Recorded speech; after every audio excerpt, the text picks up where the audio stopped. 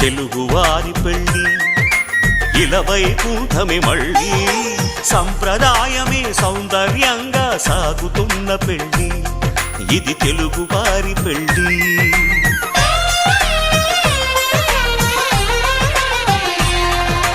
తెలుగువారి పెళ్ళి ఇలవైకుంఠమే మళ్ళీ సంప్రదాయమే సౌందర్యంగా సాగుతున్న పెళ్ళి ఇది తెలుగువారి పెళ్ళి ఒకరికి ఒకరని అనుకుంటే